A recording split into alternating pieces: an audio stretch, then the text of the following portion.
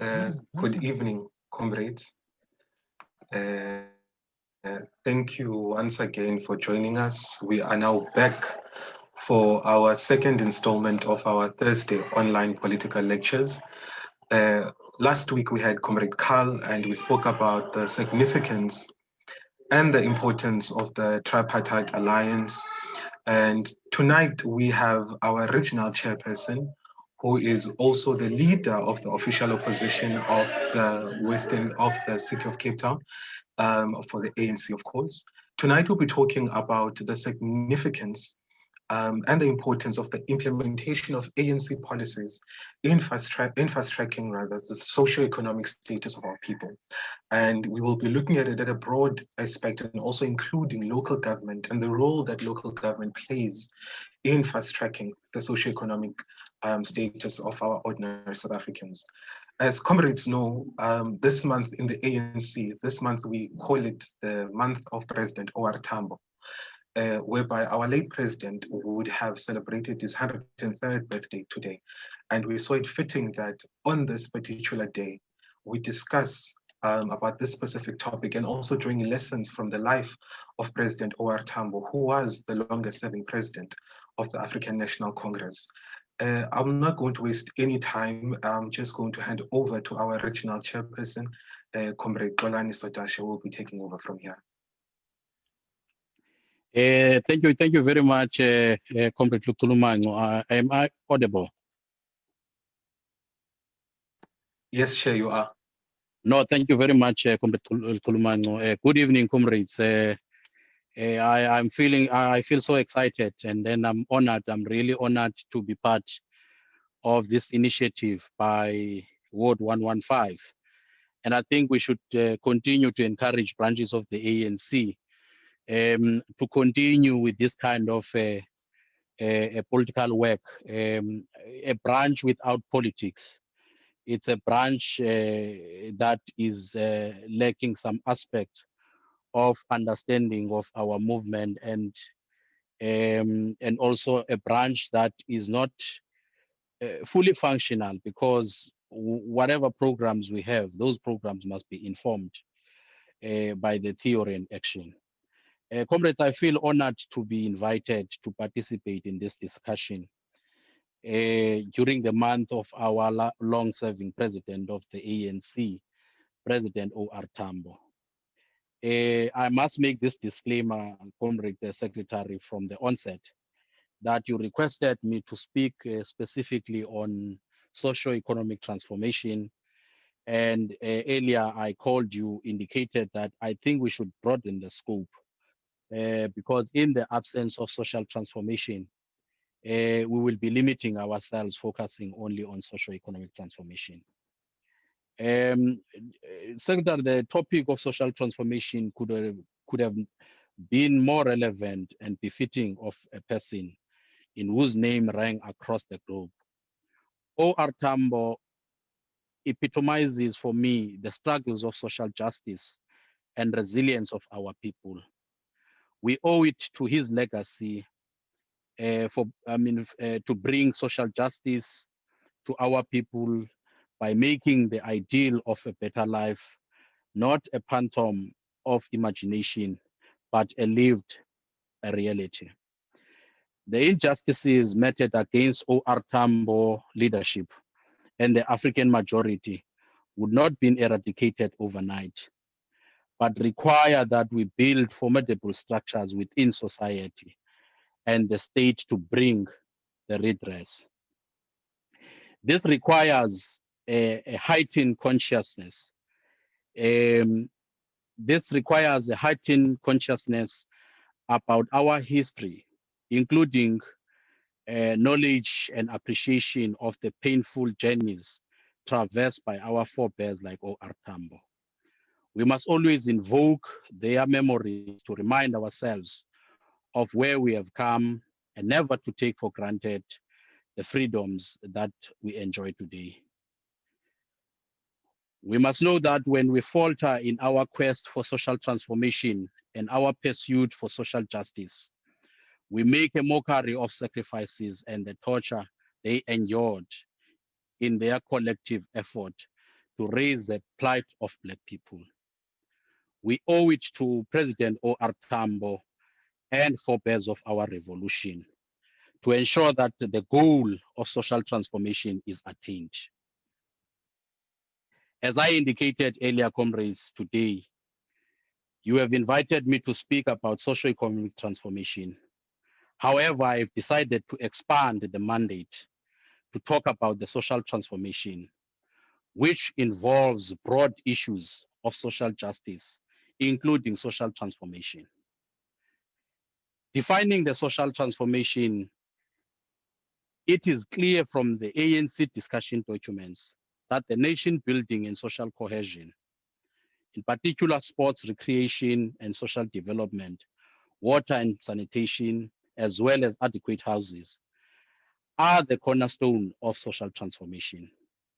By identifying these pillars, the ANC has advertently placed local government at the center of that transformation. We must remember that before a nation, there is a village, a community, a tribe, then a nation. This means before we imagine our programs to develop a nation, we must think of developing a community. This is what O.R. Tambo envisaged. National belonging, a sense of nationhood, social cohesion cannot prevail when communities feel they have been left behind in one way or another. Hence, we are bound to bear witness to sporadic protests, including kinds of protests that we have seen here in Cape Town, like your areas of Khayelitsha, Mitchell's Plain, Bonteheuwel, Kraaifontein, Strand, etc., where communities demanded equal treatment from the city of Cape Town. Such kinds of protests are remnants of feelings of exclusion of communities that feel they are comparably lagging behind. This again underscores the importance of local-based development. That's the significance of a local government. For if their local authorities were doing better, there would be no need for them to demand to be treated equally. It is a sense of oneness, of shared circumstances, and common aspirations that create bonds that builds a nation. Sports, recreation, and community development are the sinews that holds a nation together. Without these, the task of nation building and social cohesion will remain a chimera. Comrades, you will agree with me that our government has done a lot since the breakthrough of 1994. The fifth administration came up with the National Planning Commission, which went ahead and placed social cohesion and the nation building as a critical component of National Development Plan. It suggested that in order to transform society and unite the country, 6 measures needed to be met to build social cohesion. These are inclusion, which speaks to social and economic participation and quality of life. 2, the belonging. This speaks to the identity, shared norms and values, feelings of acceptance. 3, social relations, speaks to the networks that we must create, trust, acceptance, and the value of diversity. 4, speaks to the participation in a sense of political life.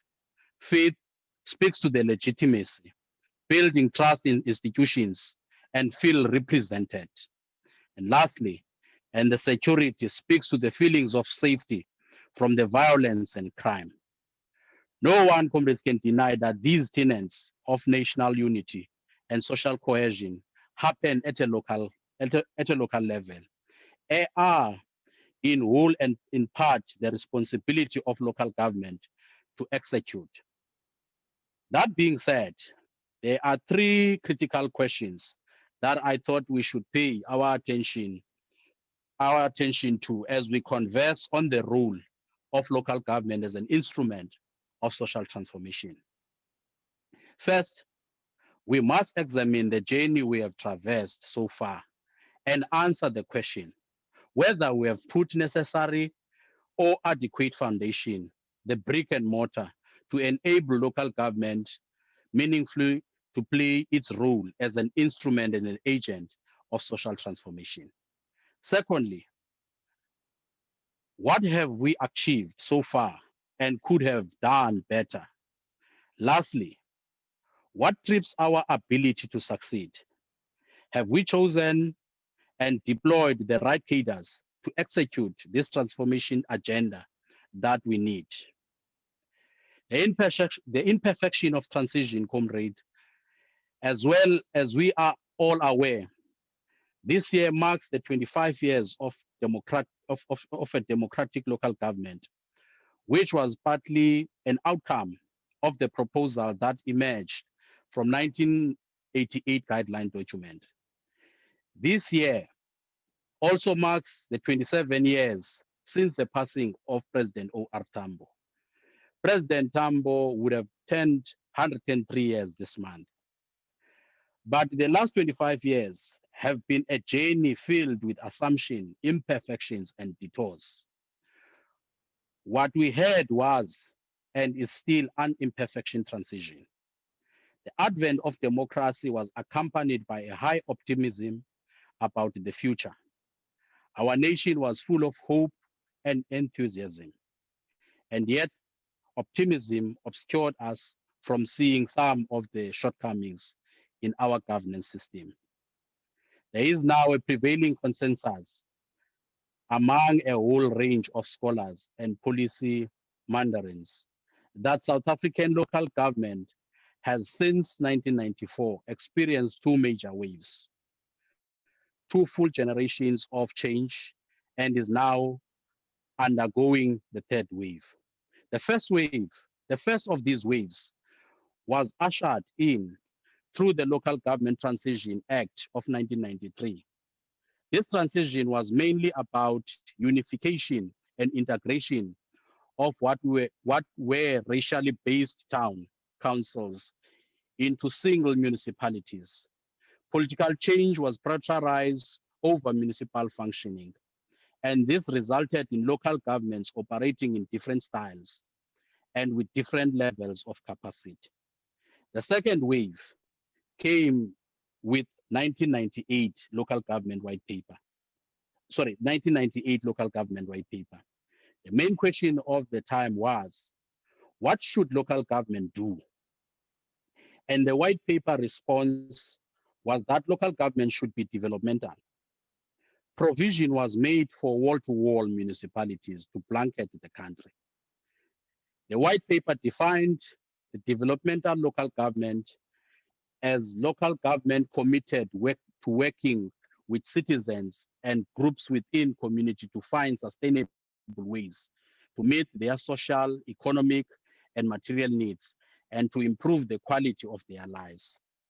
Accordingly, developmental local government would be about one, maximizing social development and economic growth, two, integrating and coordinating the development activities of variety of agents, three, democratizing development by empowering communities to participate meaningfully in development, and fourth, and providing leadership, promoting the building of social capital, and creating opportunities for learning and information sharing.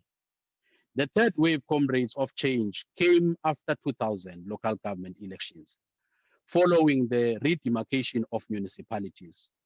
This third generation of change is probably the most difficult, yet it requires municipalities to live up to the high standards set by the developmental local government paradigm. The practical challenges of developmental local government are daunting to most, if not all municipalities.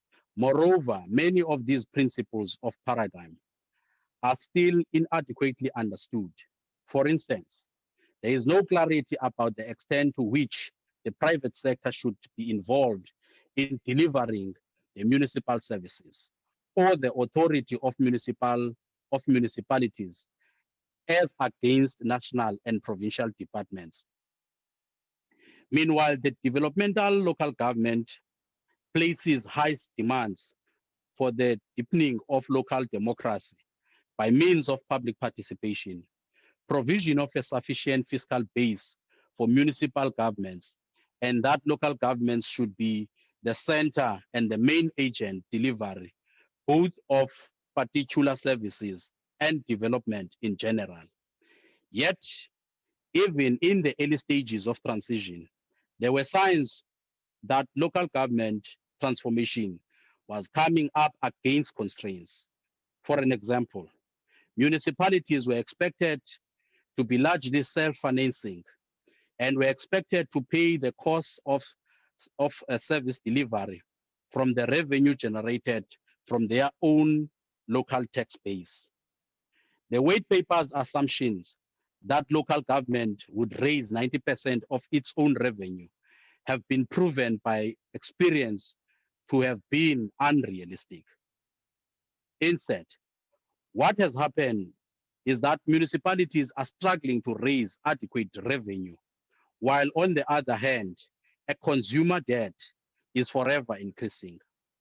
The outstanding debt owed to local government has risen steadily over the past few years, from just under 130 billion rands at the end of 2016-2017 financial year to just over 181 billion rand at the end of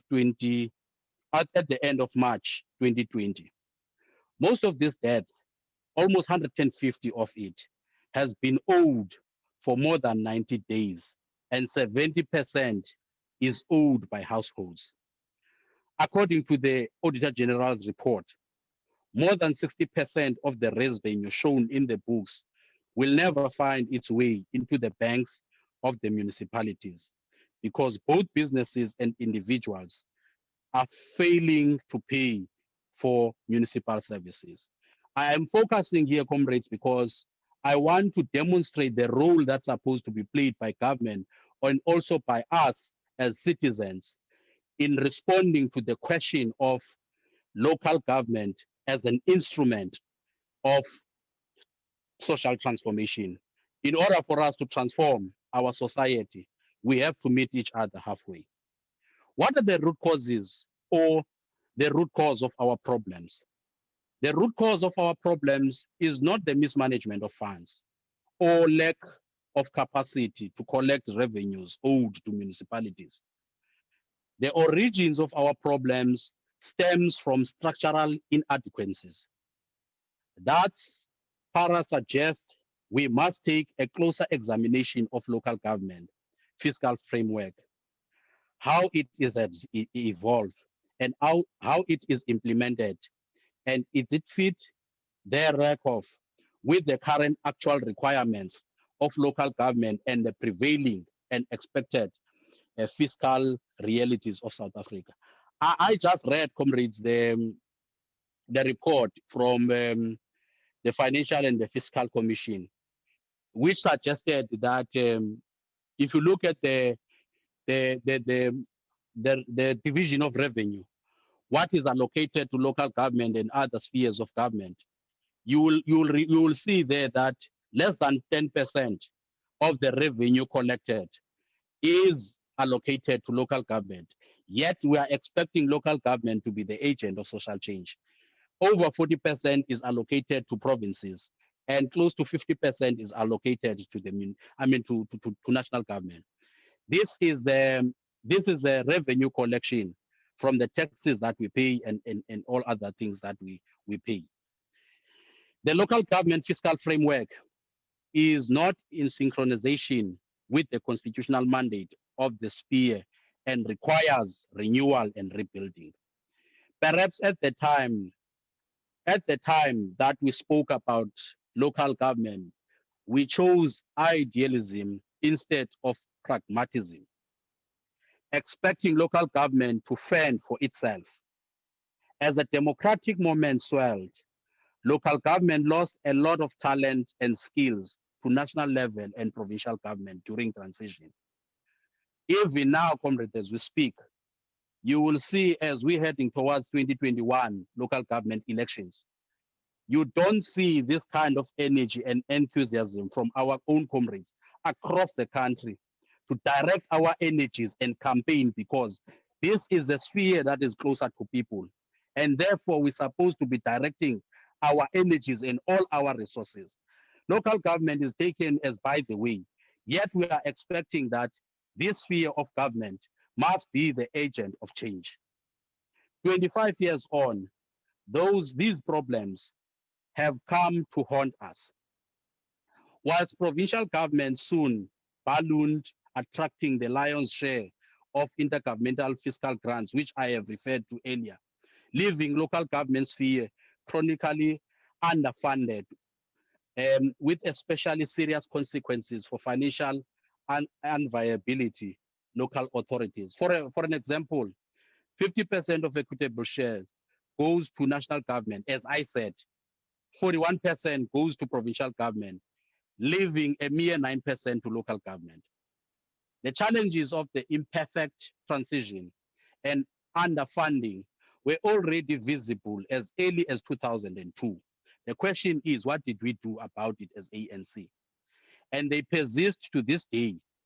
Auditor General's April 2002 Auditor General's report noted that the total of fiscal implication was estimated at 1.7 billion rand. But due to the limitation of funding, it was determined that national government would not be in a position to fully finance all transition costs. Partially funding was therefore adopted. A total of 550 million rand is to be made available to municipalities. Of 500 billion rands over the 3 years. Auditor General's report further noted with concern that the bulk of this cost is being devolved to local government, which in some cases is already in dire.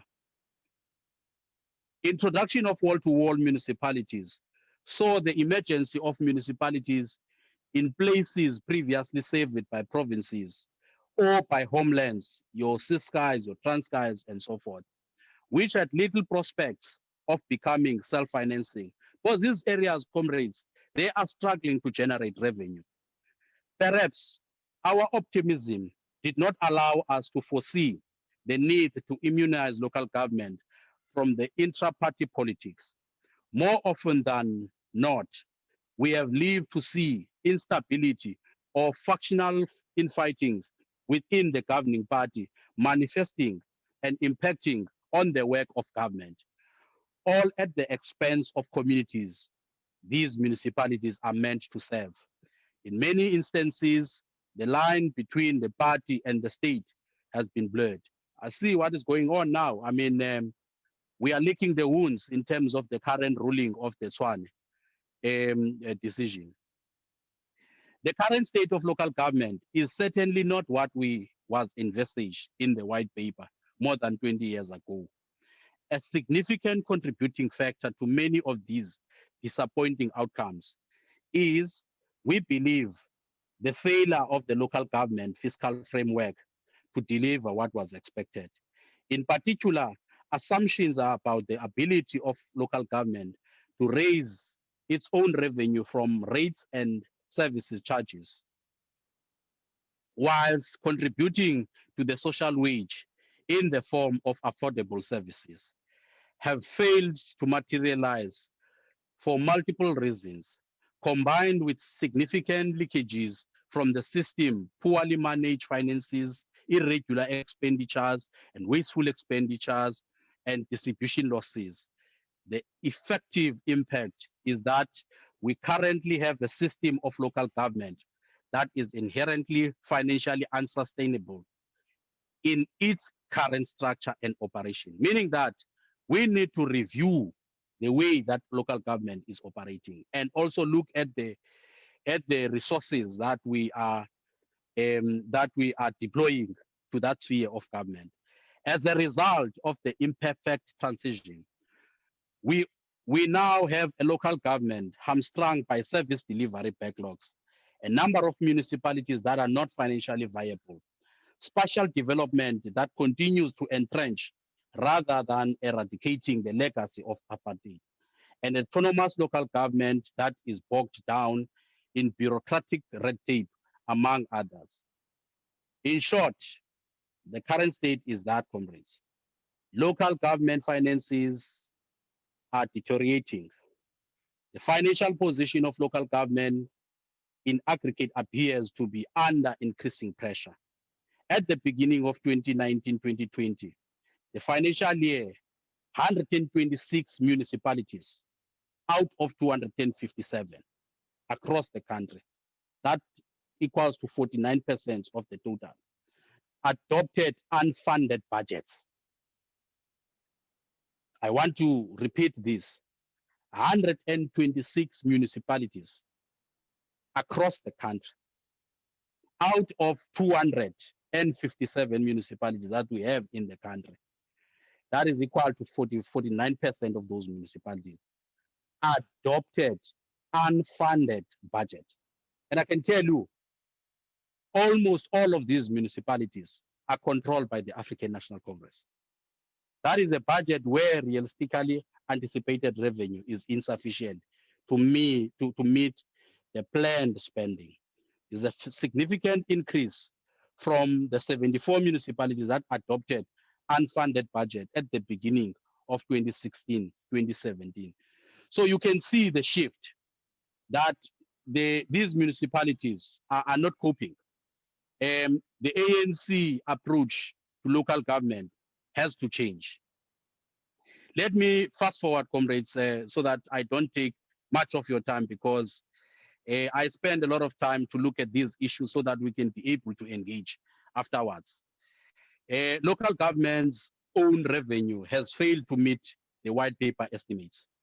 The current fiscal framework of local government is based on key assumptions. Local government in aggregate is capable of financing 73% of the total operating expenditure requirements by property rates and income from the trading of municipal services. Local government is probably only able to fund less than 50% of the operating expenditure from property rates and service charges, with the funding gap between the greatest outside of the metros. So if you look even in terms of the metros, comrades, if the collection rate is declining, the municipalities are going to be hamstrung in terms of delivering the services that are required from our people. Let me fast forward, comrades, so that I don't take much time to speak about the challenges that are facing local government, but where do we go from here? How have we responded to these challenges over time? As many of these problems became visible, our response to some of these were akin to knee-jerk reactions rather than long-haul sustainable solutions. Neither we have had patience to wait for these interventions to fruition. From the project viability in 1999, the project consolidated in 2002, the 5-year local government strategic agenda in 2006, the local government turnaround strategy in 2009, the back to basics of 2014, and the most recently, Khawuleza Speed Up of 2019, have been introduced over the past 25 years. So meaning that there are interventions that we're making as a movement to respond to some of these challenges. But the question is, are we able, therefore, to evaluate our interventions instead of introducing each intervention after the one? It is impossible to expect serious impact programs that are introduced one after another without allowing them sufficient time to gain traction.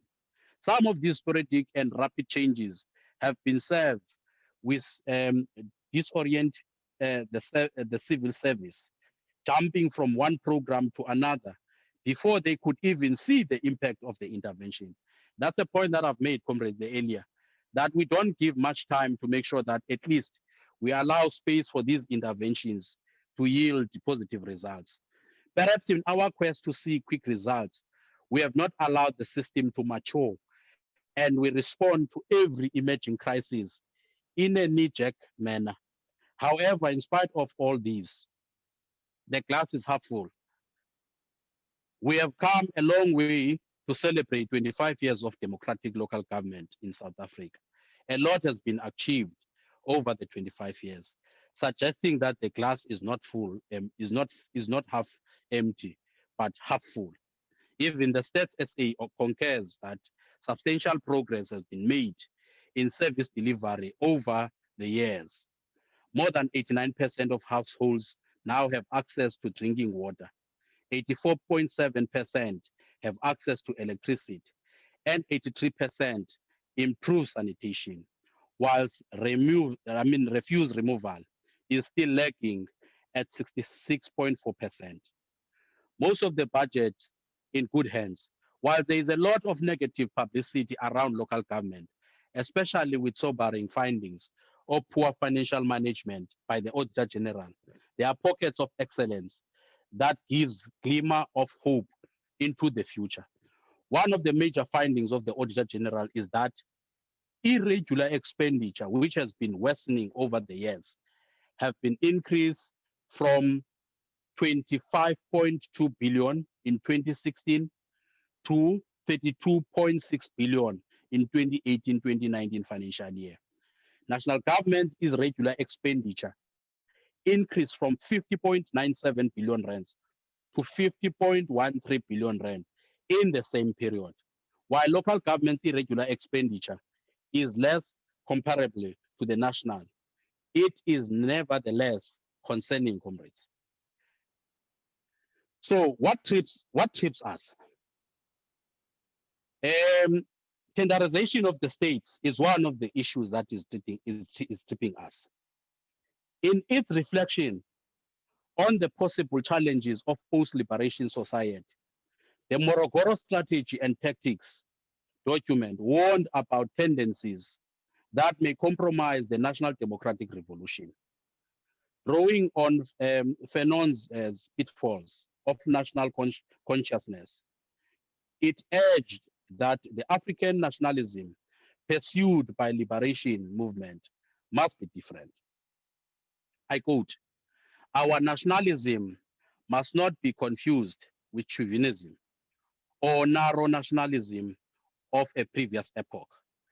It must not be confused with classical drive by an elite group among the oppressed people to gain ascendancy so they can replace the oppressor in the exploitation of the mass," close quote.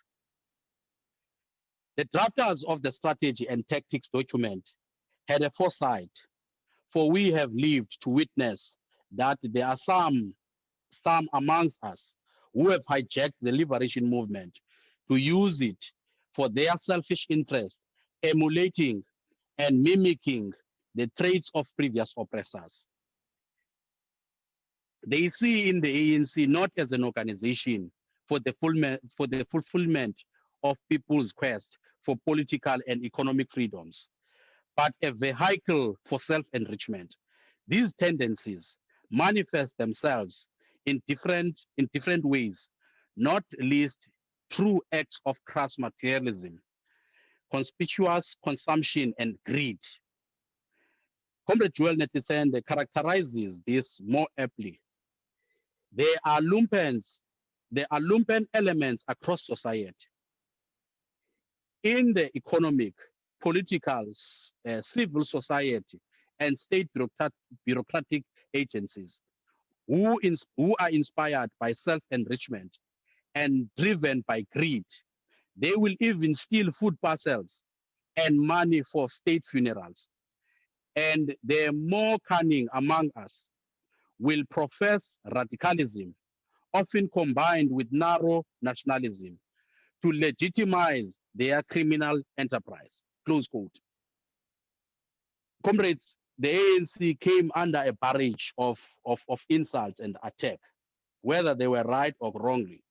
But we have seen across the country a cry where our own comrades were stealing from the poor. And we can't keep quiet and not talk about these things and not call out these kind of tendencies that seeks to compromise the movement. Yet these lumpens don't even understand what is meant by being radical. Karl Marx says, I quote, to be radical is to grasp the root of the matter, close quote. They have neither understanding or grasp of the implication of their deeds to society.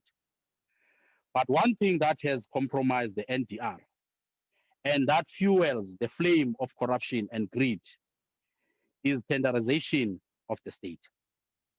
There is absolutely nothing that the state does on its own these days without a tender. Comrades, we were told that in one of the municipalities, the selling of candles and boxes of matches were put on tender. How do you explain that? That municipality is in Northern Cape, comrades. How do you explain that? For a municipality to issue a tender for candles and matching and box of matches, it's just unheard of. Demobilization of motive force. The post-1994 democratic society has had many unintended consequences, and we have committed fatal mistakes in the process. The South African Communist Party observes some of these mistakes and unintended consequences in its analysis of democratic trajectory.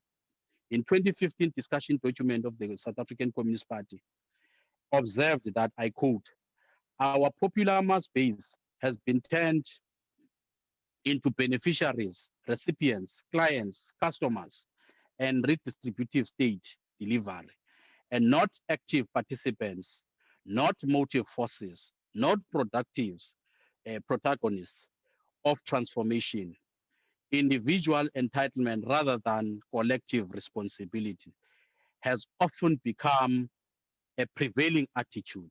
These dynamics have turned into produce three narrative problems.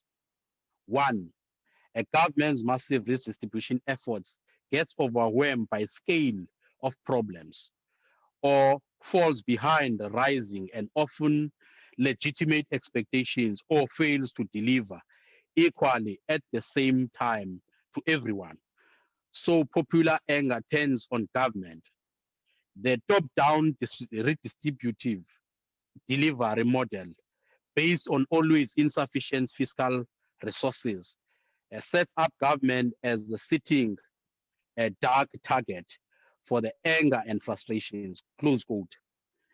The tendency to transform our popular mass base into individual or household beneficiaries, recipients, comrades of government also tends to undermine potential cohesion of poor communities. Many township delivery protests are fueled by factional rivalries within communities. Backyard dwellers versus shack, shack dwellers. We are seeing that now, we're experiencing now here in Cape Town. By factional rivalries within communities. Backyard dwellers versus shack dwellers for priority listing on the housing list. Competing taxi association for operating licenses on new routes, local small businesses against each other, against non-South African traders. These inward turning intra-township rivalries contaminate and are contaminated in a turn by local politics, with all of the familiar problems of patronage, networks, factionalism, and the tenderpreneuring. The effect of demobilization of popular forces by the top-down state delivery model of distribution has always deprived us of an important means of transformation, the state itself.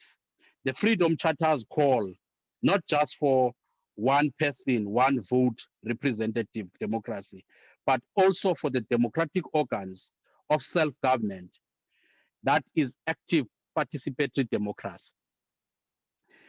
Comrades, we are losing public trust as a movement. The ANC cannot fulfill its role as the leader of society and the agent of social transformation if it continues to lose public trust. However, it can also gain public trust by showing compassion and identifying with plight of the people. It's good, comrades, to be in this platform, but what we are discussing in this platform must be translated what we are doing on the ground by showing commitment to eradicate the sins of incumbents, fighting the scourge of corruption, and showing ethical leadership. Um, uh, Fast forward, comrades, a recent report, comrades, on the citizen satisfaction and the trust survey issued on the 9th of September 2020 by a consultant has shown that citizen satisfaction with the service delivery were at unprecedented low. The survey revealed, among others, that the overall citizen satisfaction level as an average across them all metros is low at 55.7%. That is the direct threat to the African National Congress. In reality, this score indicates that citizen satisfaction levels are already low and trust in ability to deliver is severely eroded. The overall satisfaction score is heavily influenced by the big gaps in the citizens' expectations versus perceived quality. It is the measure of what citizens expect versus what they actually experience in terms of service delivery. While overall expectation index sits at an average 73% and has increased markedly from the last years, and actual perceived quality index is sitting just over 60%. This gap between the expectation and actual delivered is widening, comrades, across the country. So we have to do something about it as ANC. With all what I've said, comrade, what is to be done? What should we do to fix local government? I personally agree with the view expressed in Pari papers that it's time to do something different. We need to go back to the drawing board, to the basic design of local government, meaning that we need to go, comrades, and review the local government white paper of 1998, because the kind of municipalities that we have today are not the municipalities that were anticipated by the local government white paper of 1998. The municipalities that we have today, comrades, are not municipalities that are developmental.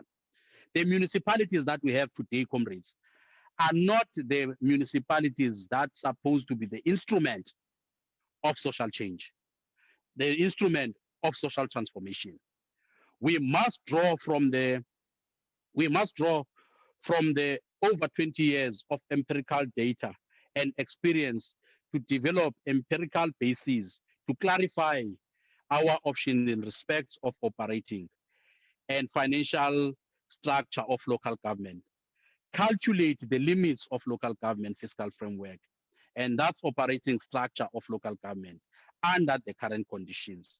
Two, an aggregate zero budgeting exercise for local government, taking into account the requirements of social wage, real cost of delivery quality services, and the cost of addressing critical expenditure areas such as maintenance is the starting point.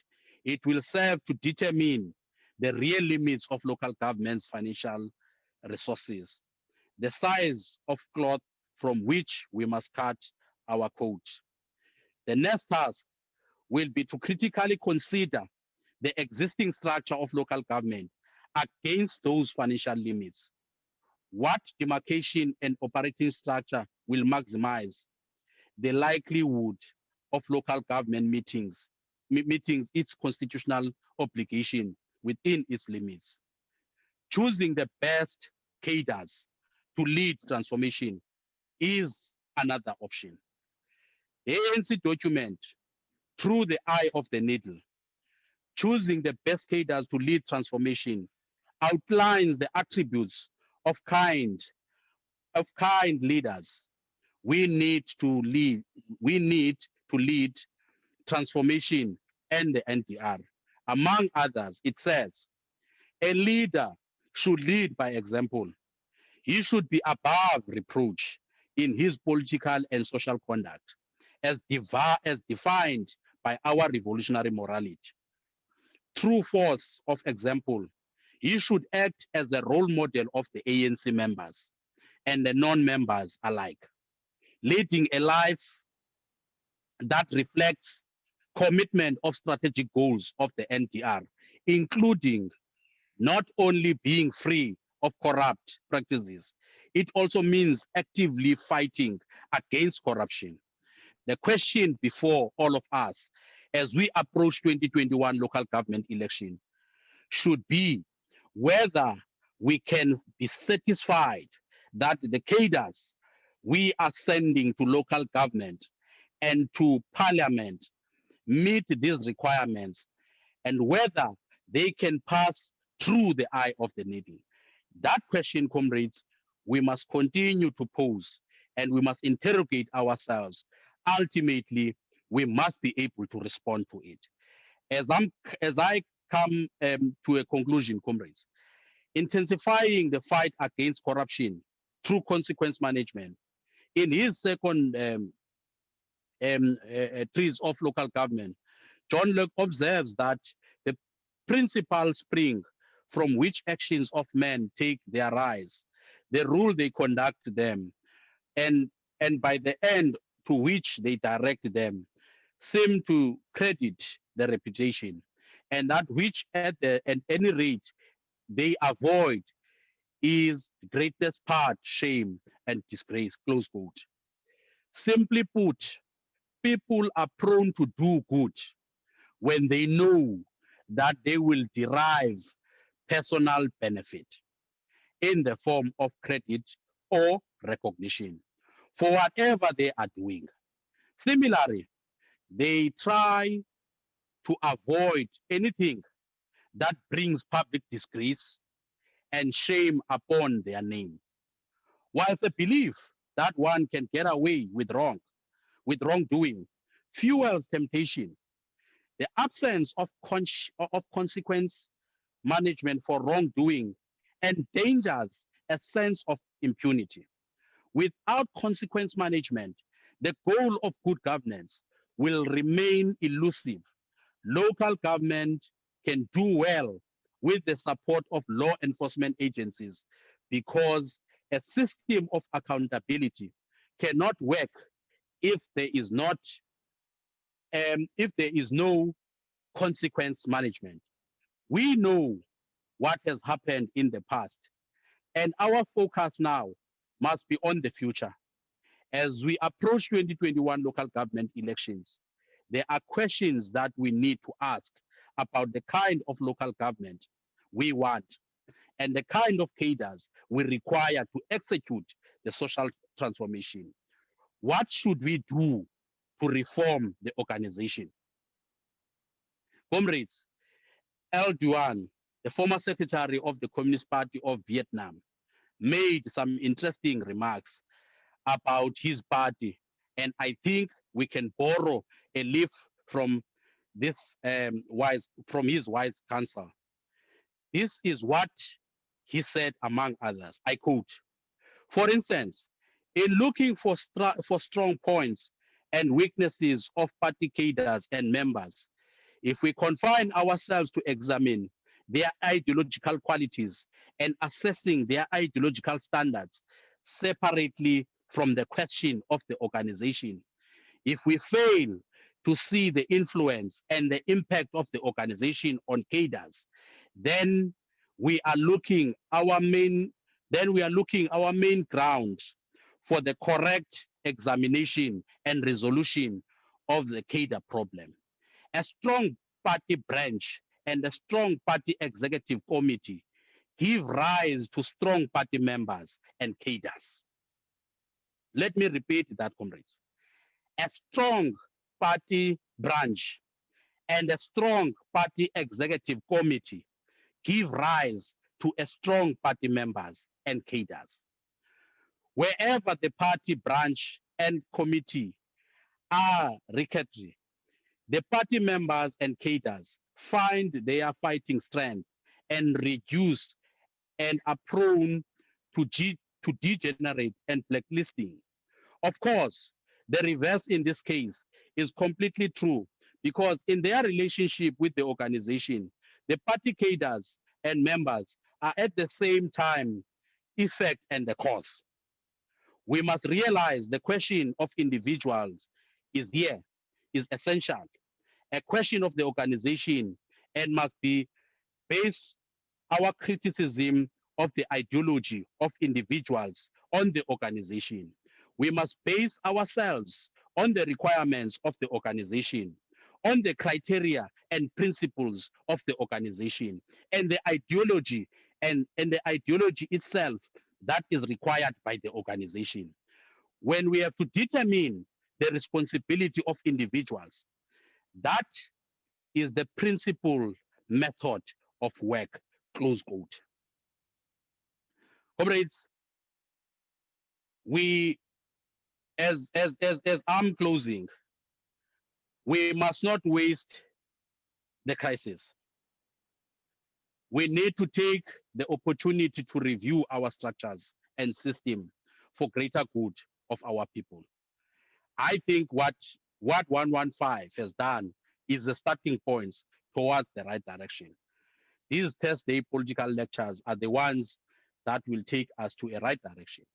It is the time for the liberation movement to introspect about its commitment to the people of South Africa.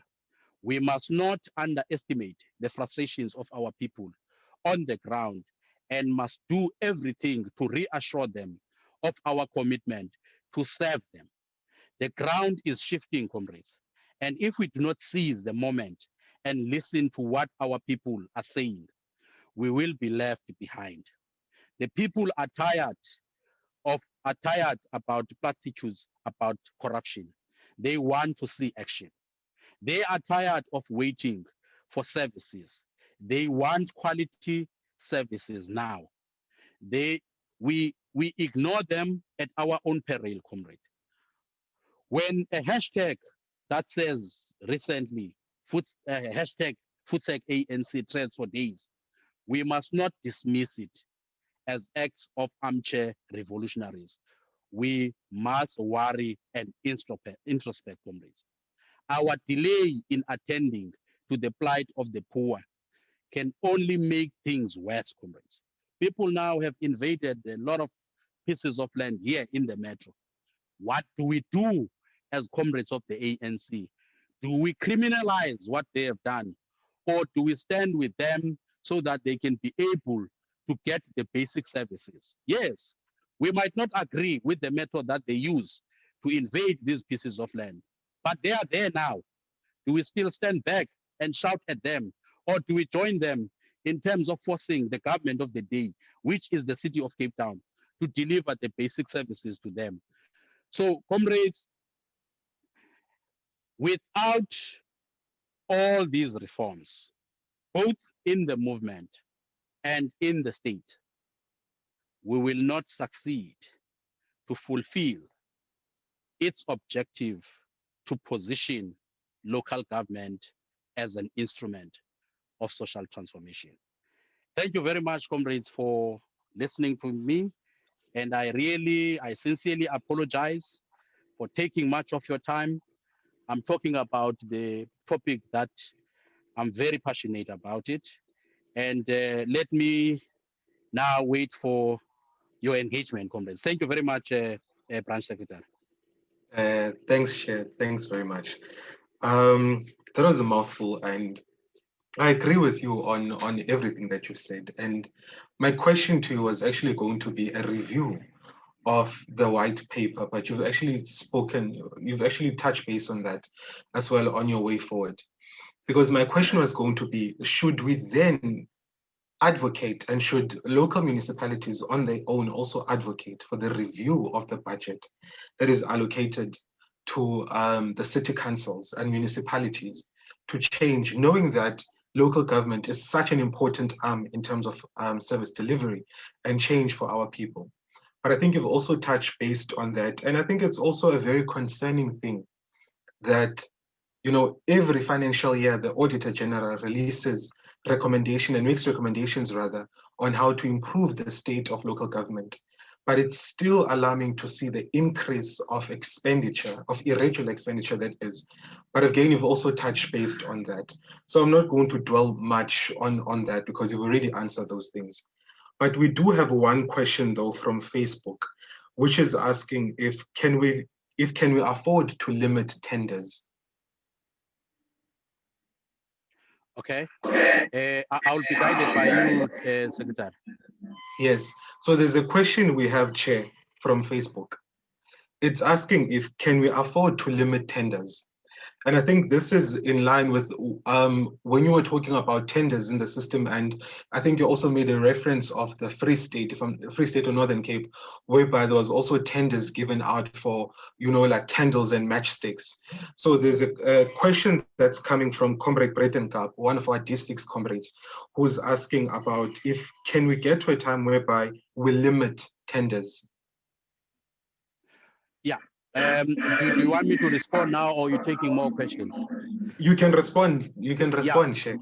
Look, if you listen to my input, I raised the issue of the tenders as one of those critical aspects that are compromising local government, because you will find a situation where even something that was not supposed to put on tender, I mean, you could get communities to do these things on their own.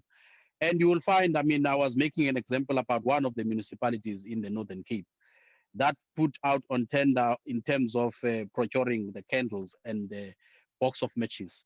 I mean, how can you explain that? Yes, I think my view, I think it's an argument out there. The sooner we get rid of tenderization of the state, the better, because these are the issues that really hamper our progress in terms of transforming the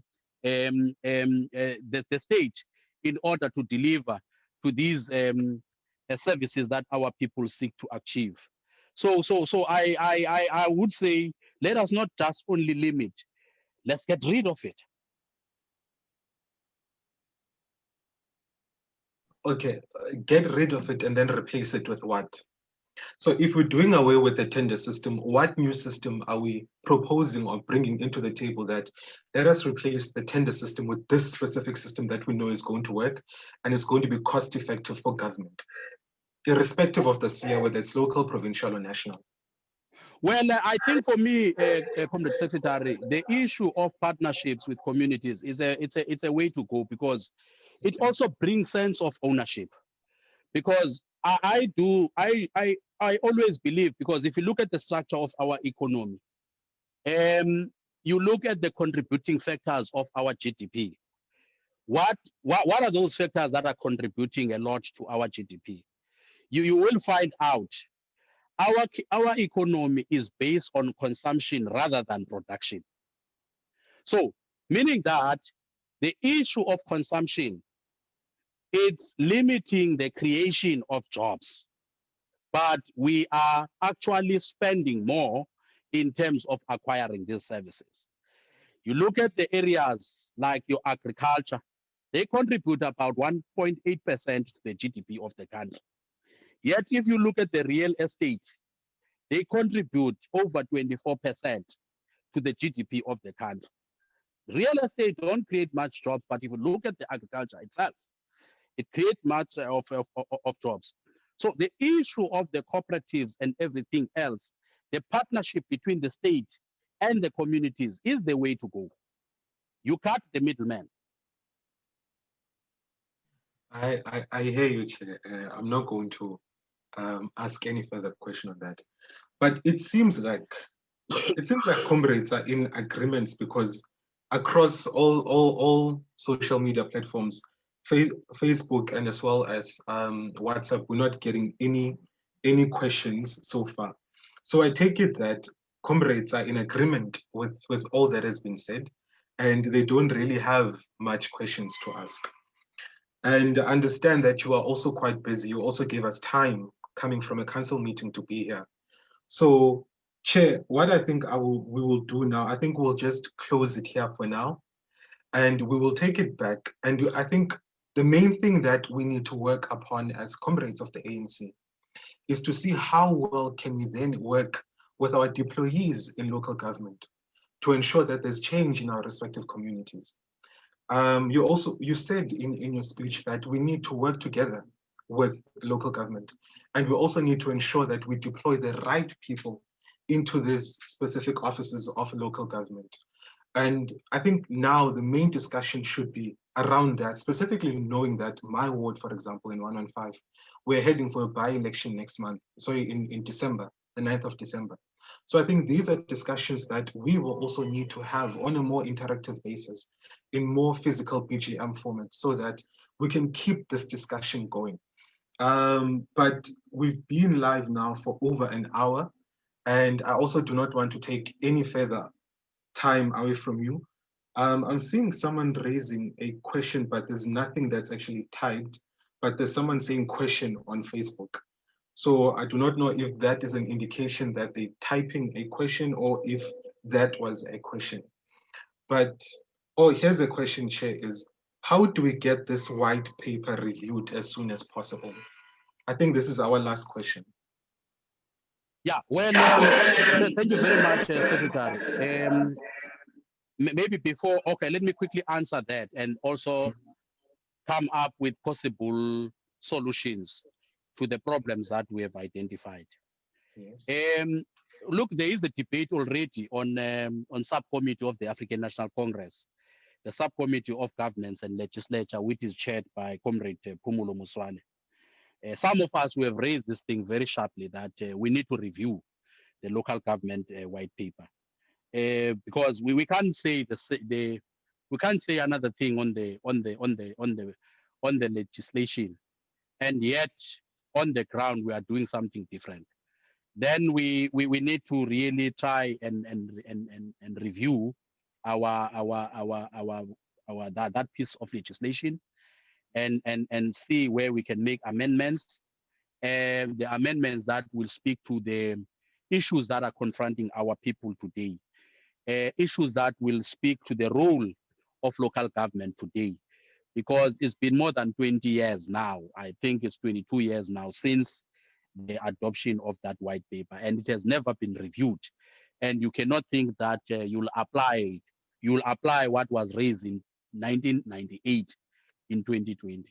There is a complete shift. And then I think the African National Congress must move with speed if we were to respond to the question of the local government as an instrument for social transformation. I think for me, Chair, I'm the Chair and the Secretary of the branch, what we need to do going forward, if the ANC still believes that it is a leader of society, we can't be leader of society in theory. Our people, as we speak now, are being evicted by the government of the day here in the Western Cape, in particular here in Cape Town. Branches of the African National Congress must be campaigning branches of the ANC. We should not wait for the elections to see that our people are being evicted. We should not wait for the elections to talk about, City of Cape Town serving our people notices because they are behind in terms of their municipal accounts.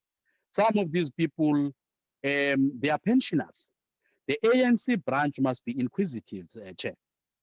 We must know our neighbors. That is being a leader of society.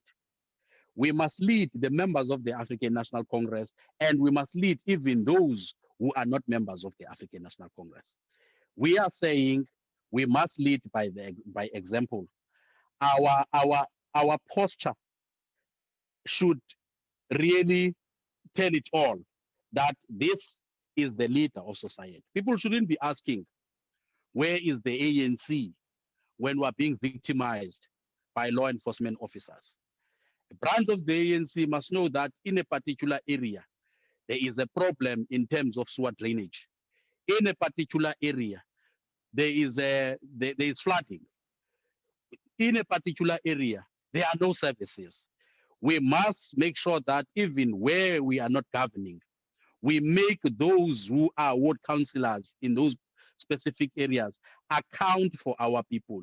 Because as branches of the ANC, we cannot wait for us to be in government in order to deliver services. We must make sure that we represent our people to make sure that those who are in government, those who are in charge, are delivering services to our people. By doing so, there is no need for serious campaign when we go to elections because people will tell us, we know you. You were there in the time of need. You were with us when we were being harassed. You were with us when we were being victimized. But if we create a distance between ourselves and the communities, and when we are only visible during the election campaigns, people will remind us.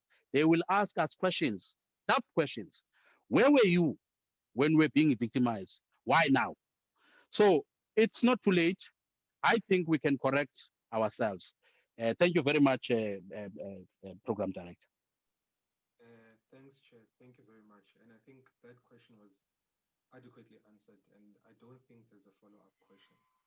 But Chair, just quickly, I want to thank you for taking time to prepare your speech and to be here with us despite your busy schedule and all that you had to do today, and the meetings that you had to sit in and participate in.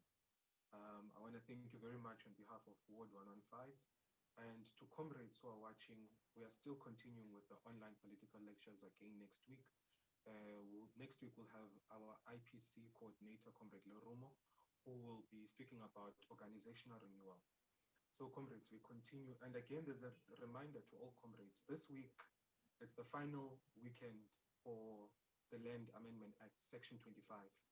And all comrades are asked and are requested to be at Khayelitsha on Saturday at 11 o'clock. More of that will be shared, of course, via emails. But Chair, thank you very much for taking your time to be here. It was truly an informative session, and I think it's a much needed discussion across the country, not only here in Ward 115 or in the Dweloma region, but across the province and across the nation.